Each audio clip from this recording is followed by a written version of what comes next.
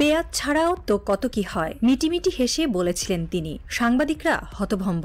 জবাব ছিল পেঁয়াজের সিন্ডিকেট নিয়ে প্রশ্নে, তারপর কাঁচামরিচ, তারপর ডিম, তারপর বেগুন, একে একে এক এক রেসিপি। একসময় এটা রসিকতার পর্যায়ে ছিল, তারপর রসিকতার রূপ নিল নীতিতে, শেষমেশ নীতি রূপ নিল এক ভয়াবহ ব্যর্থতার, যার আঁচে শুধু বাংলাদেশ নয়, প্রতিবেশী ভারতও আজ যেন গ্যাস্ট্রিক, অম্বল আর হতাশায় কাতর। হাসিনা একদিন যেভাবে ব্যর্থতা ঢাকার জন্য রেসিপির আশ্রয় নিয়েছিলেন, আজ মোদি কি ঠিক একই পথের যাত্রী? ঢাকার রান্নাঘরের ফর্মুলা কি দিল্লির কনফারেন্স রুমে এসে গ্যাস্ট্রিকের বাতি জ্বালাচ্ছে?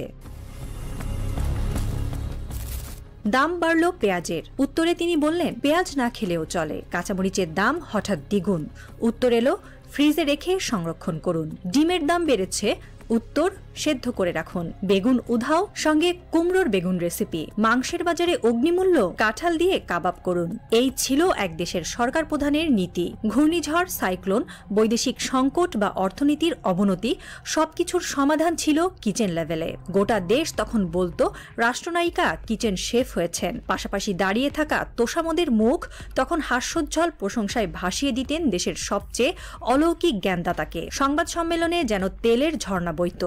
বানরেরা তৈলাক্ত বাসবে না উঠলেও মন্ত্রীরা সংবাদ সম্মেলনের মাইকে তেলতেলে কলাগাছ বেয়ে উঠতেন অনায়াসে। তবে অতিরিক্ত তেল খেলেই যেমন পিত্ত জ্বলে, তেমনি রাষ্ট্রক্ষমতায় অতিরিক্ত আত্মবিশ্বাস, অদূরদর্শিতা ও ব্যর্থ নীতির জ্বালাও একদিন ভয়ঙ্কর রূপ নেয়। ৫ আগস্ট ২০২৪ তারিখটা আজ ইতিহাসের পাতায় লাল কালি দিয়ে লেখা। সেই দিন হীরক রানী পেলেন অক্কা। তীব্র জনরোষে পুড়ে ছারখার হলো স্বপ্নের কাঁচঘর। আম গেল, ছালাও গেল। পালাতে হলো রাতের আধারে। যারা কখনো তার পায়ের নিচে ফুল বিছাতেন, তারাই দিলেন বিদায়ের দোয়া। ভারতের গর্ভে আশ্রয় নিলেন এক সময়ের আয়রন লেডি। তবে সমস্যা এখানেই, ভারতেই আশ্রয় দিয়ে যেন বিপদ কিনে নিল। মোদি প্রশাসন মনে করেছিল এককালের রাজনৈতিক সঙ্গিনীকে আশ্রয় দিয়ে তারা কৌশলগত সুবিধা পাবে, কিন্তু উল্টো হলো। পেহেলগামের হামলার পর থেকে শুরু হলো দুর্ভাগ্যের ঝড়। যেদিকে মোদি তাকান সেদিকেই এখন সর্বনাশ। অপারেশন সিঁদুর দিয়ে পাকিস্তানে হানা দিতে গিয়ে উল্টো 3টি রাফাল খুইয়ে ফেলল ভারত। বেলচুস্থানে মিসাইল ছুড়ে স্বাধীনতার স্বপ্ন দেখতে গিয়েও পেল শুধু মরুভূমির নীরবতা। ভারতের সেনারা হতভম্ব। পাল্টা আঘাতে প্রতিরোধ হারিয়ে যুদ্ধবিরতির দড়িতে ঝুলতে হলো দিল্লিকে। মার্কিন প্রেসিডেন্টের দ্বারস্থ হতে হলো মহাবীর মোদিকে। বিপর্যয়ের তালিকায় নাম তুলতে তুলতে মোদির দল এখন ক্লান্ত।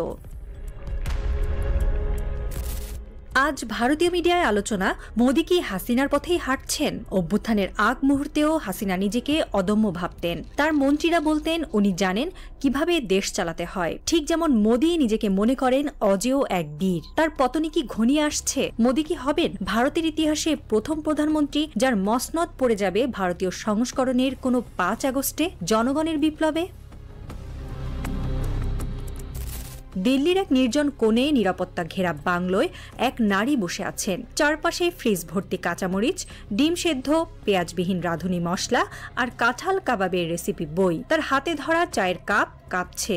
দেশ নেই, ক্ষমতা নেই, জাদু নেই, শুধু অবিশ্বাস আর ইতিহাসের বোঝা। দেয়ালের ওপাশে শোনা যায় বিবর্ণ খবরে মোদির ব্যর্থতা নিয়ে আলোচনা। রান্নাঘরের পেছনের জানালা দিয়ে মাঝে মাঝে উকি দেন মহিলা, সেই হাসিনা। তার চোখে চেনা আতঙ্ক।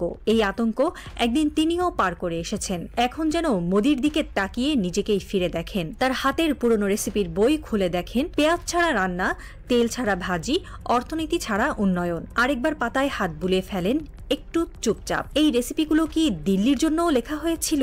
হাসিনার ইতিহাস কি মোদির ভবিষ্যৎ? রান্নাঘরে বসে থাকা নির্বাসিত রানীর চায়ের কাপে প্রতিফলিত হয় ভারতের পতাকা। তাতে কি জ্বলছে কোনো রেসিপির আগুন? রাজনীতি কি তবে সত্যিই রান্নার রেসিপির মতো নয়, নাকি ভুল রেসিপি আসলে হাসিনার মতো মোদির সাম্রাজ্য জ্বালিয়ে দিতে যাচ্ছে?